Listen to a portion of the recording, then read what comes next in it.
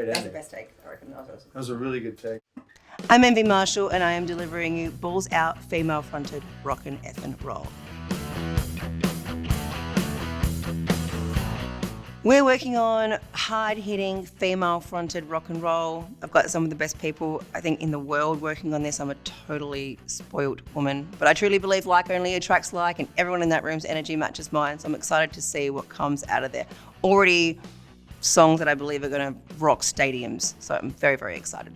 I feel like the reason I'm doing it is because for me, it's about my imagination, and it's about if I can imagine it, there has to be a way to create it. Robert and I were talking before about having ADD, and I got diagnosed with that very, very, very late. And then as a girl, having ADHD or ADD in school was not talked about. Girls were just called daydreamers, they were just called off task. But I was a daydreamer who was off task, but that was looked at as a bad thing. But I'm still like that. So for me, it's about being a daydreamer who's always off task, but also using my imagination to create the most incredible thing I can possibly create, which is what I'm doing now. So yeah, very, very proud of that. Brian. So when I was looking for a new producer, the process started with me just doing the cold calling thing, just getting out there and just knocking on doors and talking to people. And Brian and I were able to jump on a Zoom chat. I talked to about 10 people actually. And Brian and I jumped on a Zoom chat and we just got each other. Like the connection was there and the chemistry was there, and we were the same sense of humor, and songs were just kind of rolling out of us. So it was just perfect. So then Brian's like, let's make a record, come to Vancouver. And I didn't even think about it. I just said, yes, hell yes. In my brain, it wasn't like, should I, shouldn't I? It was like, oh my God, this dream is so big, it gives me goosebumps. Let's go, let's make this work. So a big one for me is imagination, like I discussed before. You need to be able to think about what would your life look like if you could have it in any way. That's professionally, it's musically, it's whatever sort of career that you're in. Dream the biggest possible dream you can for yourself, and don't worry about how you're going to do it. Just believe it, and just every day take steps towards it, because you'll end up somewhere. I didn't plan all the details here, but I knew what I wanted to do, and that purely came from imagining, believing, and what Brian and I touched on before, surrounding myself with very positive people. If anyone negative comes in that doesn't believe in your dream, you really need to separate yourself from that person and park them, and just get around the people that believe in you, that have your back, that are on the path with you, and you can make anything happen. All right, so Robin, what have you been working on lately? What have you been up to?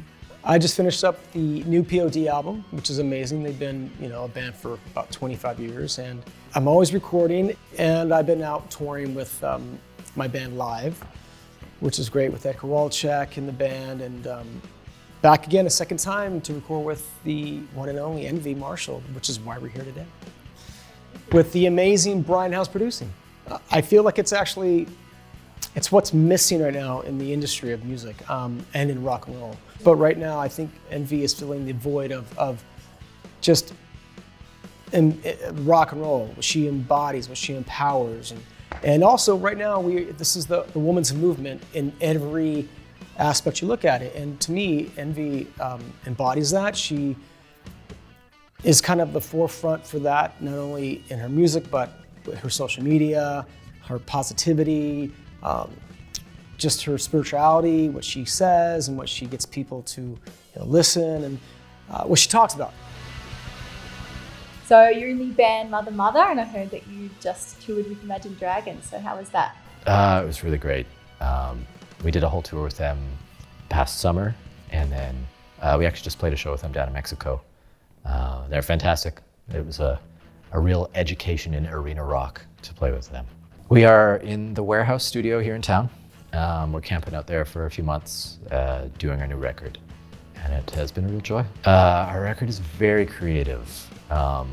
Someone at the label or management suggested that we make our pet sounds, and we're sort of running with that. Lots of really creative arrangements, really interesting song structures, lots of layers of vocals. It's going to be big and lush and beautiful. I feel most alive. Well, I was just talking about this with Brian.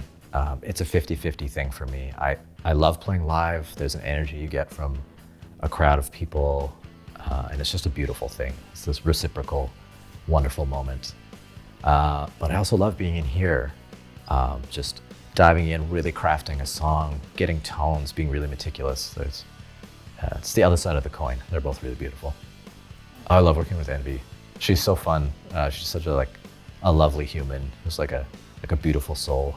And the music just is rock music. It reminds me of what I grew up listening to. It's just like fist in the air, shout at the devil kind of stuff. It's really good. It's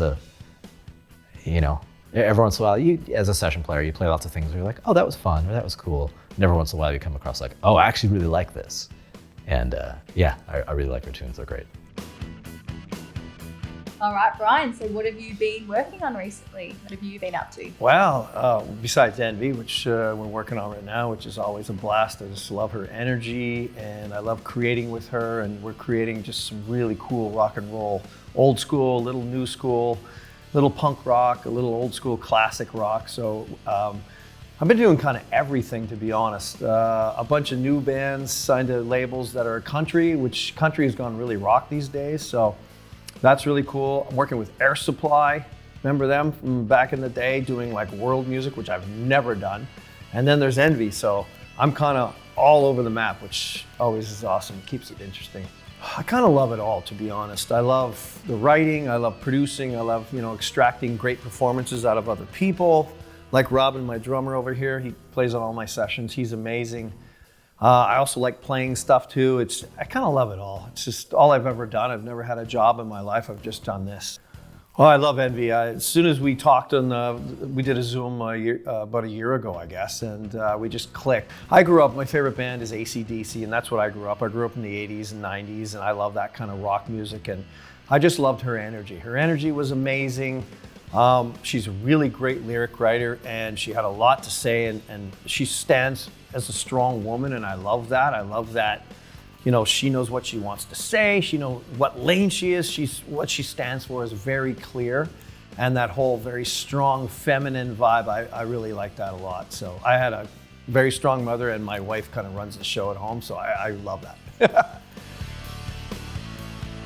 When do you feel most alive and most inspired? I get the most inspired when everybody's in the room and everybody contributes to a project, and I can sort of feed off that energy, and then I have this unique ability to be able to sort of think 2 steps ahead of people and be like, oh, they're gonna want this, and they're gonna want that, and they're gonna want to hear that, and I'm just sort of listening what's going on. And when everybody responds to what we hear out of the speakers and is loving it, oh, it's been such a blast.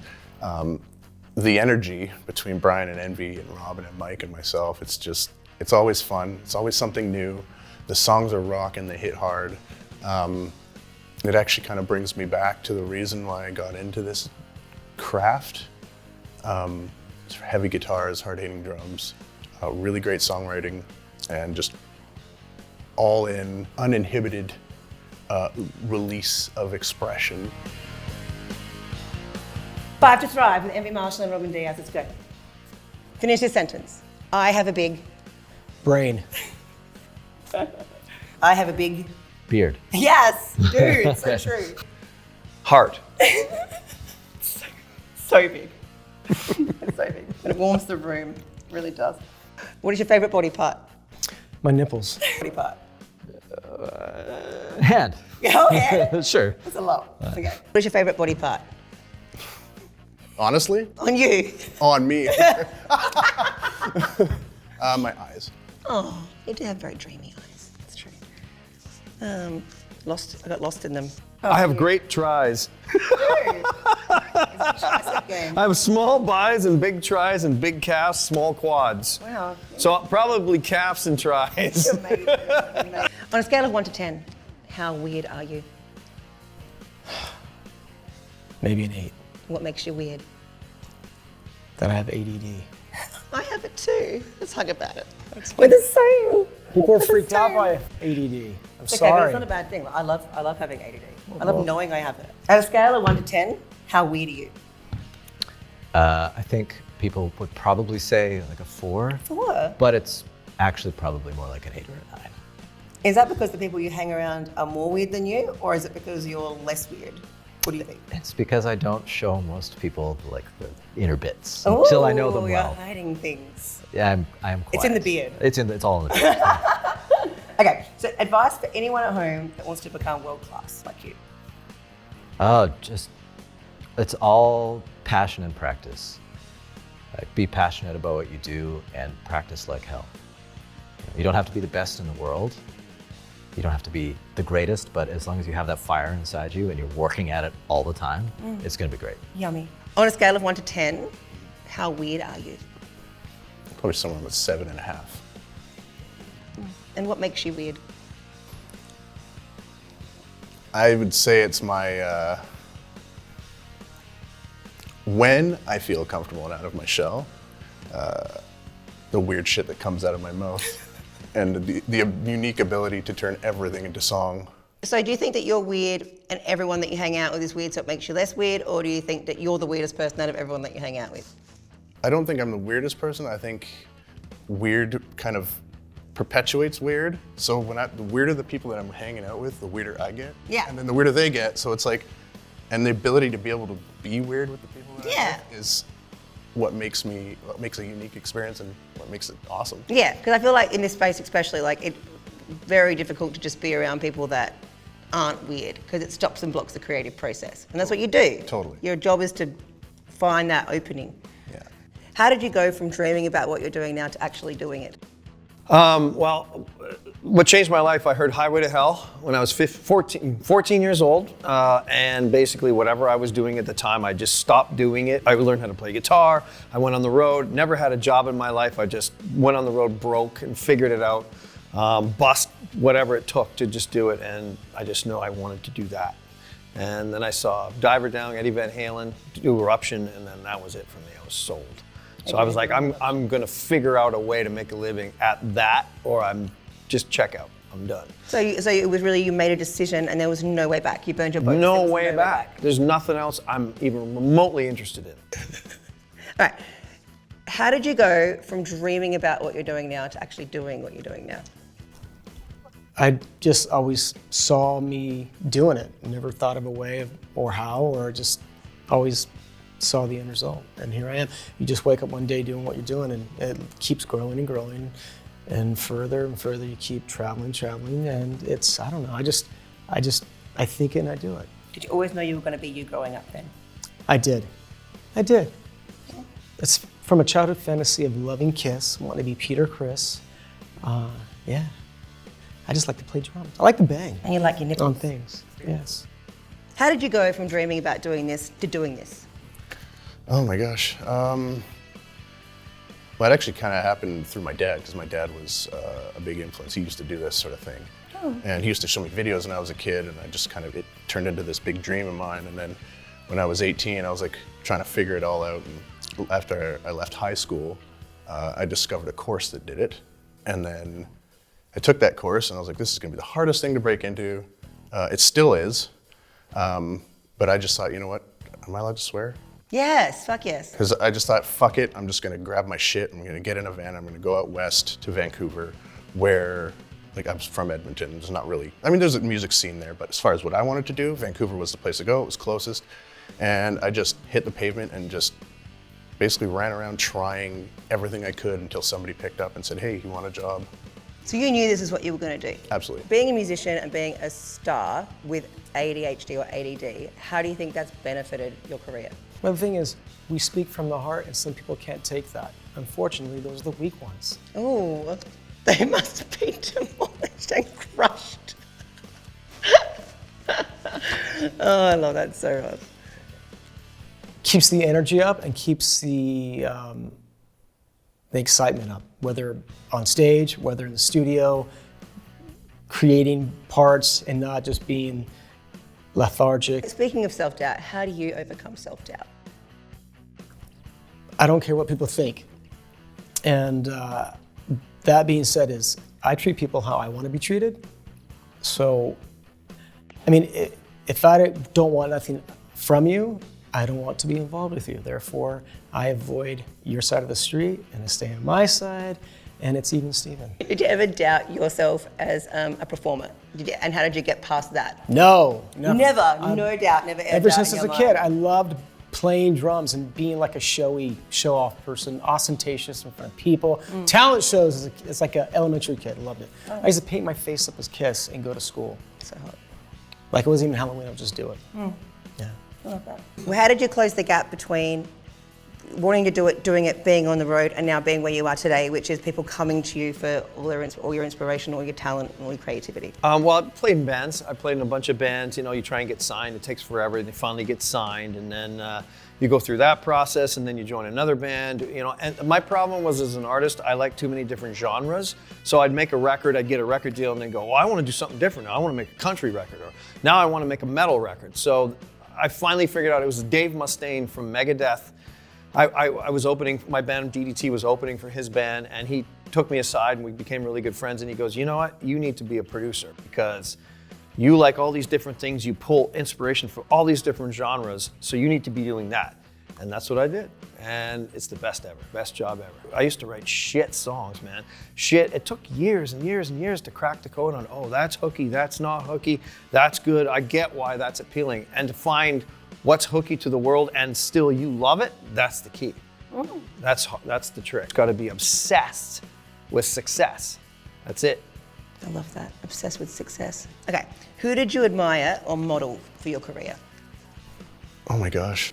Not just one person specifically, but I took a lot of influence from a man named Alan Parsons, who was an engineer who recorded Dark Side of the Moon. But he had a lot of, he did these tutorials, these DVD tutorials, and I would watch them and I'd be like, oh, just the way he explained them and just the way, because he worked on music that I loved, so listening to how he explained it versus how I heard it from the first time I heard it was very inspiring. My dad too, because he was very musical. Was he an engineer? He was an engineer, yeah. Like tape engineer? Yeah, back in the day, yeah. He was also a drummer. But yeah, the music was sort of flowed through him because him and I used to get along and listen to all these classic records, you know.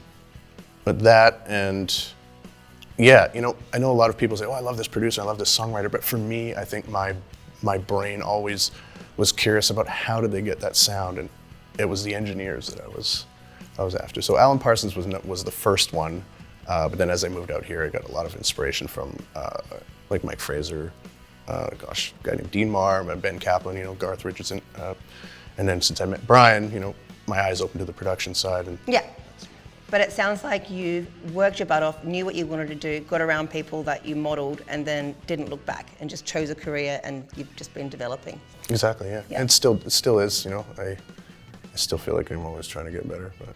Hardest working man, you're the hardest working man, I swear to God.